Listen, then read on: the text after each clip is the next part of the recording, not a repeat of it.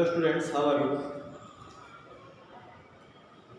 Dear students, Saturday को मैंने आपको जो है पोएम जो सेकेंड चल रही है आपकी an elementary school classroom in a slum, इस पोएम को पूरा पढ़ा दिया था। उससे पहले फ्राइडे को दो स्टेंजा पढ़ाए थे और 2 स्टेंजा सैटरडे को।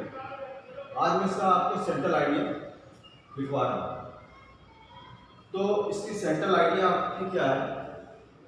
तो हमेशा तरीके से जैसे मालूम आपको, द पोएम जो कविता है आपकी an elementary school classroom in Aslam,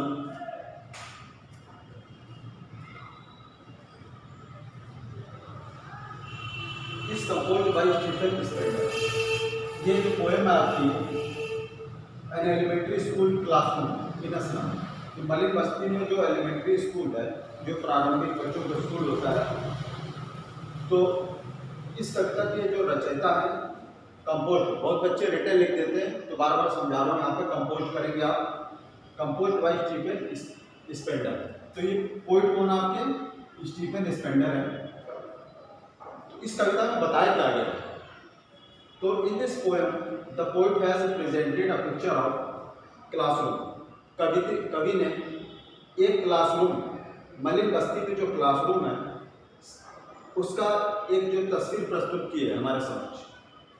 due to the poverty, गरीबी के कारण, the children's condition is very miserable.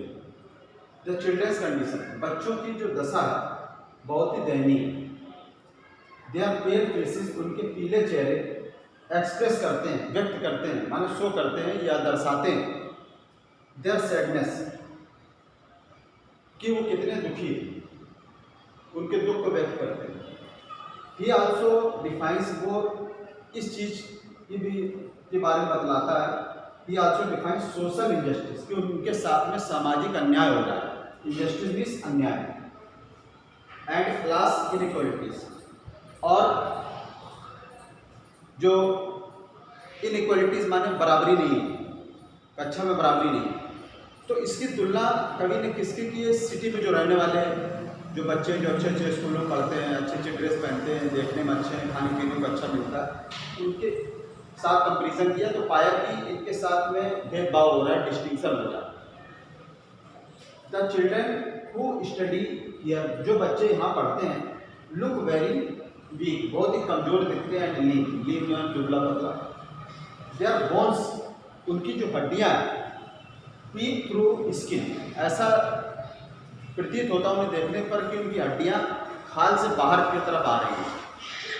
It is so because, ऐसा इसलिए है क्योंकि they do not get proper nourishment, क्योंकि उन्हें समुचित पोषण नहीं मिल रहा है, खाने पीने की व्यवस्था उनकी ठीक नहीं है। अब इसके बाद से आगे देखिए, कितना समझ गए आप? उसको थोड़ा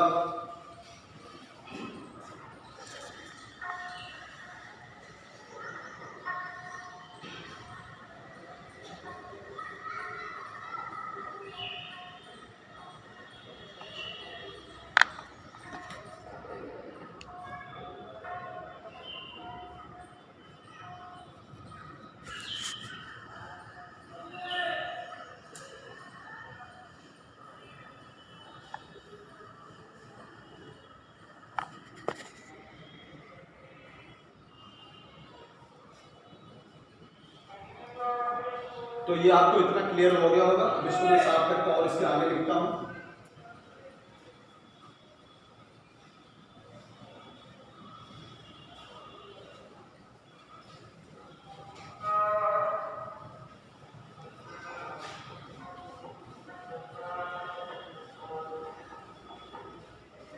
इसके आगे कवि क्या बतलाता है उसको देखिए। The poet is much worried, कवि क्या है? बहुत ही चिंतित है। फॉर द चिल्ड्रेन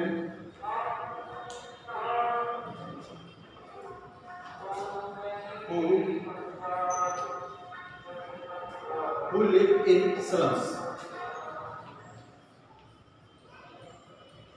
कवि बहुत ही चिंतित है उन बच्चों के बारे में जो मलिन बस्ती में रहते हैं।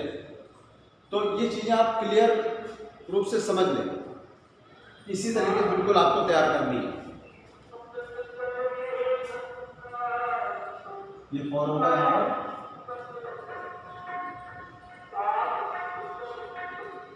अब क्या है, they have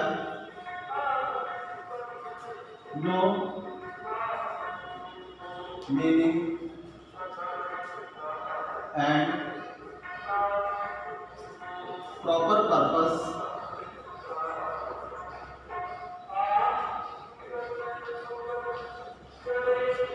of their life.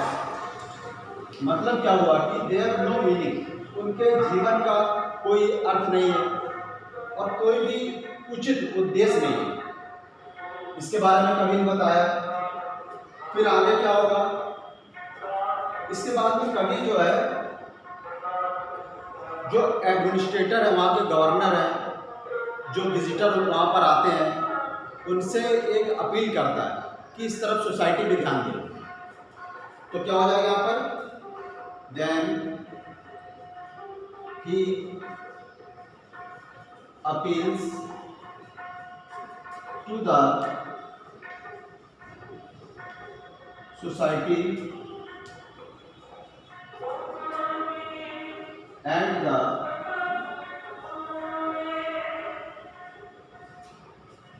government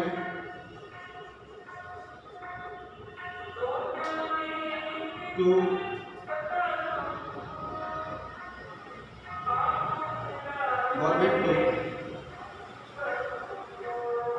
make their lives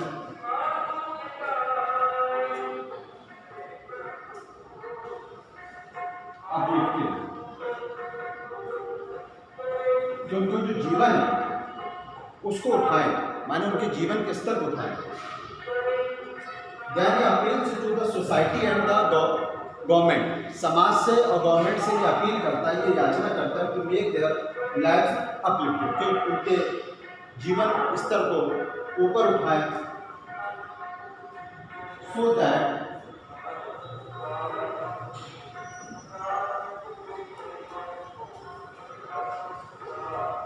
they may become,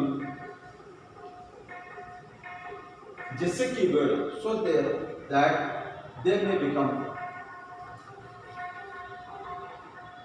happy, वो प्रसन्न रह सके।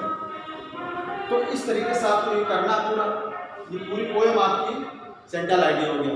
अब कवि ने किस तरीके से लैंग्वेज का यूज़ किया है और भी जो पोएटिक ग्रेस है, कवित्व सौंदर्य, उसके बारे में बताता हूँ। तो ये समझ गए होंगे आप।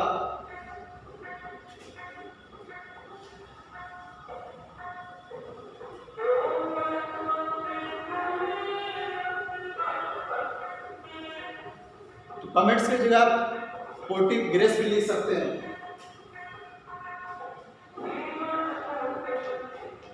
पोएटिक ग्रेस, इसको कवित्व सौंदर्य बोला जाता है हिंदी में। तो पहला पॉइंट क्या है, in this poem the poet has shown the actual condition of the poor students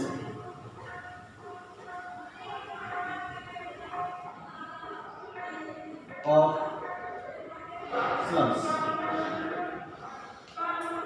पहला पॉइंट। दूसरा, the poet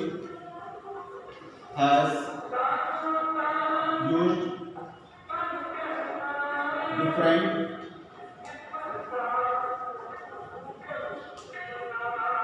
figures of speech in the poem। कवि ने जो डिफरेंट फिगर्स ऑफ स्पीच है, अलंकार, उनका यूज किया पोएम में, जैसे लाइक, सिमली, मेटाफोर,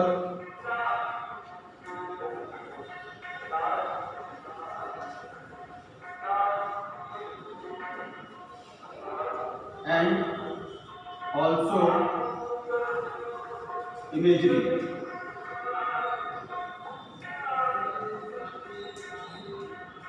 तो बच्चों ये पूरी सेंट्रल आइडिया करवा दिया, आपको समझ गए होंगे आप। अच्छी तरीके से इसको कॉपी में कर लें, होमवर्क सेंड करें। Thanks for today.